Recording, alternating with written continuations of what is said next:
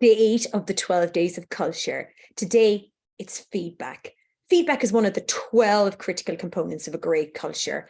It's how we help each other learn and grow. A lot of us have negative connotations with the word feedback because we've had it done badly to us, where it wasn't frequent enough, or it was judgmental and not constructive. And the intention from the person giving us the feedback was not really to help us learn and grow. But when it's done well, can be seen as a gift rather than torture. And that's where they're focused on the outcome and not the individual. It can really accelerate trust, growth, problem solving, and development. It's one of the cheapest and most underused form of development tools out there.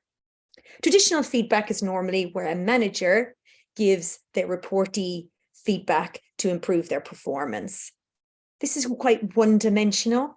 And to really develop a feedback culture, we talk about the 3 graduating levels of feedback.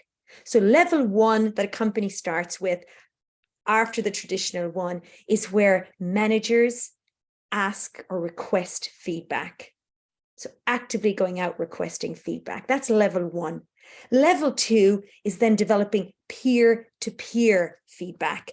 That is where colleagues give colleagues feedback. And that's really, really rich. And it must be done frequently. We ask them to kind of embrace spontaneity and to really do it on a regular daily basis. The third level, which is really the ultimate level, is where what's called team retrospective. And that's where team collectively evaluate their performance.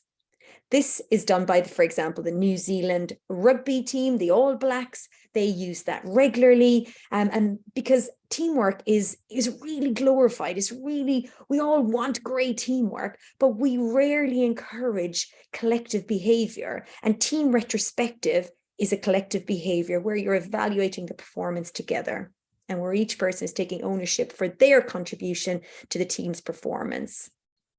So what's the one thing you could do today to really start encouraging that that feedback in culture in your company?